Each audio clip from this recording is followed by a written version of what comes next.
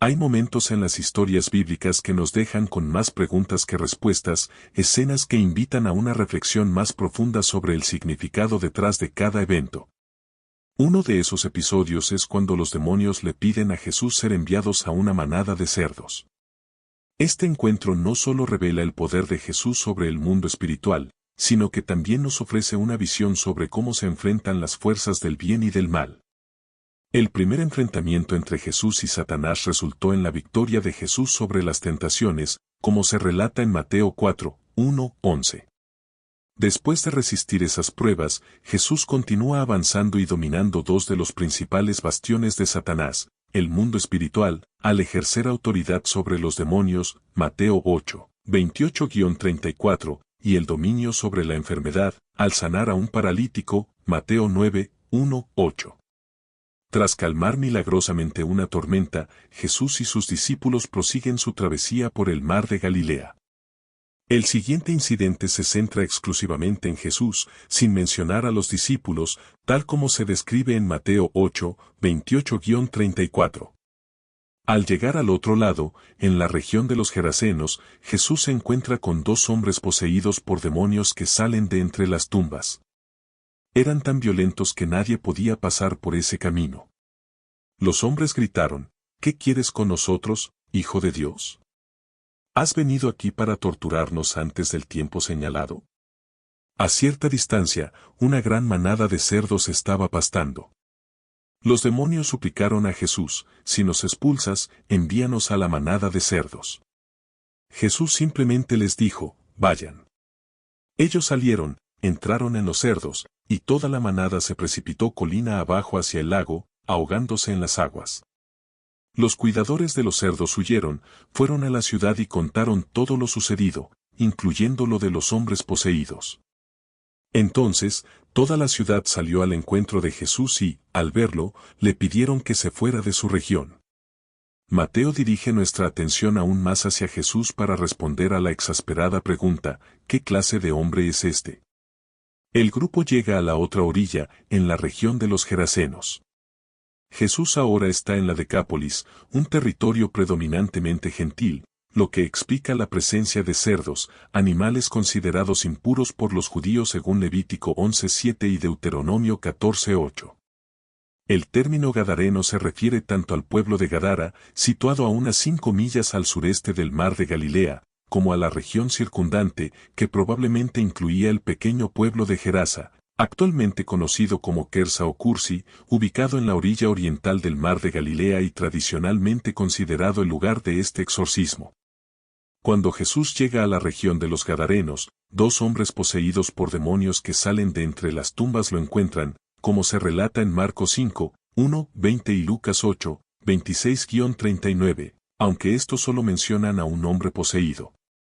En Marcos 5, 1, 20, se detalla que al llegar a la otra orilla del mar, en la región de los Gerasenos, un hombre con un espíritu impuro sale a su encuentro desde las tumbas. Este hombre vivía entre las tumbas y nadie podía sujetarlo, ni siquiera con cadenas. Había sido atado muchas veces con grilletes y cadenas, pero las rompía y nadie tenía la fuerza para dominarlo. Día y noche andaba entre las tumbas y por las colinas, gritando y golpeándose con piedras. Al ver a Jesús desde lejos, corrió y se postró ante él, gritando a gran voz, ¿qué quieres conmigo, Jesús, Hijo del Dios Altísimo? Te ruego por Dios que no me atormentes. Porque Jesús le había dicho, sal de este hombre, espíritu impuro. Jesús le preguntó, ¿cuál es tu nombre? Y él respondió, mi nombre es Legión, porque somos muchos. Y le rogaba insistentemente que no los enviara fuera de aquella región. Había allí una gran manada de cerdos paciendo en la ladera. Los demonios le suplicaron, envíanos a los cerdos para que entremos en ellos. Jesús les dio permiso, y los espíritus impuros salieron y entraron en los cerdos. La manada, que era como de 2000, se precipitó por el despeñadero al mar y se ahogó. Los que cuidaban los cerdos huyeron y contaron lo sucedido en la ciudad y en el campo. La gente fue a ver lo que había pasado. Al llegar a Jesús, vieron al hombre que había estado poseído por la legión de demonios, sentado, vestido y en su sano juicio, y tuvieron miedo. Los que lo habían visto les contaron lo que había ocurrido con el endemoniado y con los cerdos. Entonces comenzaron a rogarle a Jesús que se fuera de sus contornos. Cuando Jesús entraba en la barca, el que había estado endemoniado le rogaba que le permitiera ir con él. Pero Jesús no se lo permitió, sino que le dijo, vuelve a tu casa, a los tuyos, y cuéntales cuán grandes cosas ha hecho el Señor contigo, y cómo ha tenido misericordia de ti. Y él se fue y comenzó a proclamar en Decápolis cuán grandes cosas había hecho Jesús por él, y todos se maravillaban. Grandes multitudes de Galilea, de Decápolis, de Jerusalén, de Judea y de la región más allá del Jordán seguían a Jesús. La situación era peligrosa, ya que los dos hombres eran tan violentos que nadie podía pasar por allí. Eran conocidos y temidos por el público en general. Los demonios, al igual que Satanás, reconocieron rápidamente el estatus de Jesús como Hijo de Dios, como se narra en Mateo 4, 3-6. Este es un título que los discípulos eventualmente usarán cuando comprendan mejor su singularidad como aquel a quien el Padre reveló ser su Hijo amado, según Mateo 16:16, Mateo 14:33, Mateo 3:17 y Mateo 17:5. Pero viniendo de los demonios, el uso del título anuncia su reconocimiento de que otro bastión de Satanás, el mundo espiritual, está siendo invadido y dominado. Los demonios contrastan con los discípulos en el versículo 27, pues saben quién es Jesús. Sin embargo, a pesar de este entendimiento, siguen siendo demonios. Conocer a Jesús pero odiarlo es, en esencia, demoníaco. La pregunta que los demonios le hacen a Jesús puede interpretarse tanto de manera desafiante como suplicante, dependiendo del contexto. En Marcos 1:24, se presenta de manera temerosa y hostil. El título Hijo de Dios probablemente debe entenderse en su sentido más profundo. Los demonios reconocen a Jesús no solo en términos de su poder, sino también de su identidad. Él era el Mesías, el Hijo de Dios. La segunda pregunta que los demonios le hacen a Jesús sugiere que las fuerzas demoníacas serán castigadas y rechazadas eternamente, como se menciona en Judas 6. Al plantear esta inquietud, reconocen que Jesús es quien ejercerá ese juicio en el momento adecuado, confirmando así el pleno significado de Hijo de Dios.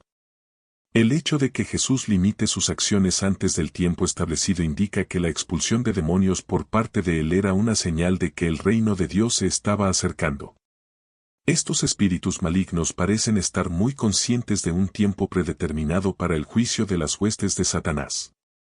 Al exclamar, ¿qué tienes con nosotros, Hijo de Dios? ¿Has venido a atormentarnos antes de tiempo? Anticipan la llegada del reino y la invasión de los bastiones de Satanás. Aunque el juicio final espera el retorno glorioso de Jesús, como se señala en Mateo 4:17 y Mateo 12:28-34, los demonios suplican a Jesús que acepte su petición, lo cual él concede. Tras recibir el permiso de Jesús, los demonios salen de los hombres y entran en la manada de cerdos. Al hacerlo, los animales enloquecen y se precipitan desde un acantilado hacia el mar de Galilea, donde se ahogan. Irónicamente, el intento de los demonios de evitar su castigo eterno conduce a la destrucción de sus anfitriones terrenales. Jesús no tenía razones para rechazar su solicitud, ya que esto cumplía con sus propósitos. Primero, liberaba a los hombres de la opresión demoníaca. Segundo, los cerdos, considerados impuros según la tradición judía, eran un recipiente adecuado para los demonios. Tercero, aceptar su propuesta no alteraba el destino final de los demonios en el día del juicio. Por lo tanto, Jesús accede, ya que, en esencia, los demonios están facilitando la obra de él. Es importante destacar que Jesús no estaba pecando al aceptar la sugerencia de los demonios. Por otro lado, su encuentro con Satanás en el desierto fue totalmente distinto. Si Jesús hubiera cedido a las tentaciones de Satanás, habría caído en desobediencia. Por eso, Jesús lo reprendió utilizando las Escrituras y se negó a satisfacer sus demandas. Esta es la principal diferencia entre ambos casos. La petición de los demonios en Mateo 8 no llevó a Jesús a pecar, mientras que las tentaciones de Satanás buscaban precisamente hacerlo caer. Los demonios suplican ser enviados a una manada de cerdos cercana, lo cual no sería objetable para los judíos, que veían a cerdos y demonios en una categoría similar. Jesús había advertido a sus discípulos sobre no dar lo sagrado a los perros ni echar perlas a los cerdos, como se menciona en Mateo 7:6. Según Pedro, los falsos maestros son comparados con animales que regresan a su naturaleza impura, como en 2 Pedro 2:22. No obstante, dado que la orilla oriental del mar de Galilea es una zona gentil, esta no era una manada salvaje, sino cerdos criados para el mercado. Sus propietarios quedarían devastados al perder una manada tan grande, que Marcos estima en alrededor de 2000 animales, Marcos 5:13. La solicitud de los demonios para entrar en los cerdos tiene un propósito adicionalmente destructivo. Los demonios son conocidos por causar daño y sufrimiento a la creación de Dios, y hacen todo lo posible para fomentar la hostilidad contra Jesús y su incursión en el territorio de Satanás, como se observa en Mateo 17, 14-20. La destrucción de los cerdos lleva a los gentiles de la región a pedir a Jesús que se vaya, según Mateo 8:34. Esta reacción es un triste reflejo de la distorsión de sus valores. Se esperaría que celebraran la victoria sobre los demonios, pero, como señala un comentarista, a lo largo de los siglos el mundo ha rechazado a Jesús porque prefiere sus propios intereses. Jesús no elimina a los demonios en este episodio, en cambio, permite que el mal siga su curso en el mundo hasta el día en que todo será rectificado. El desenlace del exorcismo no se menciona en Mateo, pero Marcos y Lucas indican que el hombre liberado de Gerasa suplicó unirse a Jesús. Sin embargo, Jesús le instruye que regrese a su hogar y cuente a su familia y amigos cuanto ha hecho Dios por él, como se relata en Lucas 8, 38-39 y Marcos 5, 18-19. Al ver a los discípulos con Jesús, el hombre liberado desea ser como ellos, pero Jesús lo envía de regreso a su tierra natal para dar testimonio. De alguna manera, mientras los 12 serían pescadores de hombres entre su propio pueblo, este gentil, ahora seguidor de Jesús, sería un pescador de hombres entre los suyos. En vista de los versículos 33 y 34, la pérdida de la manada sirve para exponer los verdaderos valores de las personas de la zona. Prefieren los cerdos a las personas y rechazan al Salvador en favor de sus propios intereses, como se evidencia en Mateo 8:34. Este pasaje revela el carácter pecaminoso de la humanidad. Jesús acaba de liberar a 2 hombres de la opresión demoníaca y envía a los espíritus malignos a una manada de cerdos que se precipita por un acantilado y se ahoga en el mar. Cuando los pastores informan a los habitantes de la ciudad cercana, toda la comunidad se enfurece con Jesús. ¿Cuál era su principal preocupación? La posible caída económica y la pérdida de negocios. Estaban más interesados en su bienestar material que en su salud espiritual. Al ver a Jesús acercarse, le pidieron que se marchara. Lamentablemente, somos culpables del mismo error. Nos acostumbramos a vivir con el pecado y no queremos que Dios lo elimine, especialmente si eso implica renunciar a placeres o ingresos percibidos. Sin embargo, aferrarse al pecado es una de las actitudes más dañinas que podemos adoptar. El final de esta historia es significativo en su totalidad. Muestra una vez más que el ministerio de Jesús no se limita a los judíos, sino que anticipa la misión a los gentiles. También evidencia que la oposición a Jesús no es exclusivamente judía. En ese sentido, confirma que los opositores en Mateo no son definidos por su raza, sino por su respuesta a Jesús. La reflexión sobre nuestra inclinación al pecado y la resistencia a permitir que Dios lo elimine, especialmente cuando implica perder placeres o ingresos, está profundamente arraigada en las Escrituras.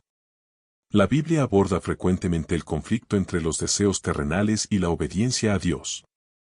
En Mateo 6, 19-24, Jesús habla sobre la imposibilidad de servir a 2 señores, enfatizando que no podemos servir tanto a Dios como a las riquezas. Esta enseñanza resalta que la lealtad al pecado y la búsqueda de ganancias materiales pueden alejarnos de Dios. La historia de los Gadarenos, donde los habitantes locales prefieren su economía basada en cerdos antes que a Jesús, ilustra un patrón recurrente en las Escrituras. Las personas a menudo eligen intereses mundanos en detrimento de lo que es espiritualmente correcto.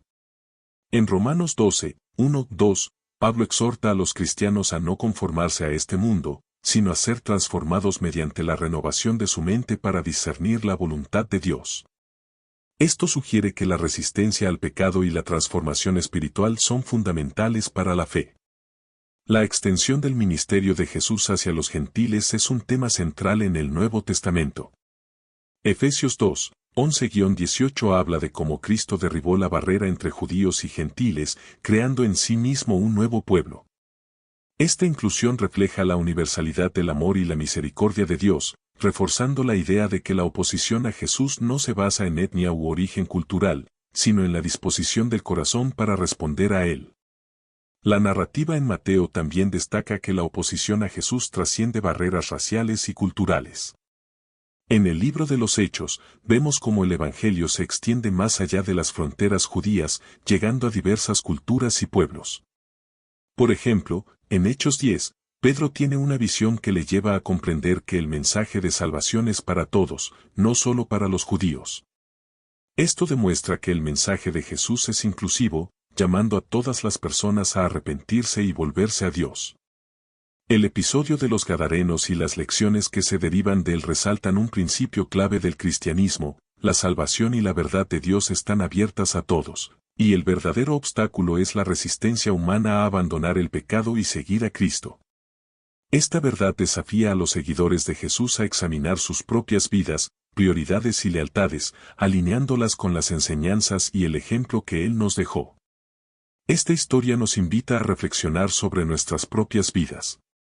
¿Estamos dispuestos a dejar atrás aquello que nos aleja de Dios, incluso si implica sacrificar comodidades o ganancias materiales? Es un llamado a poner a Dios en primer lugar, reconociendo que los tesoros espirituales superan cualquier riqueza terrenal. Oración final. Padre Celestial, te agradecemos por tu amor inagotable y tu misericordia infinita. Te pedimos que nos des la sabiduría y la fortaleza para apartarnos de todo lo que nos aleja de ti. Ayúdanos a valorar las riquezas espirituales por encima de las materiales y a seguir fielmente tus caminos. Que tu Espíritu Santo guíe nuestros pasos y transforme nuestros corazones para vivir conforme a tu voluntad. En el nombre de Jesús, amén. Te invitamos a compartir tu experiencia en los comentarios y a suscribirte al canal. No dudes en explorar otros videos que hemos preparado. Que Dios te bendiga.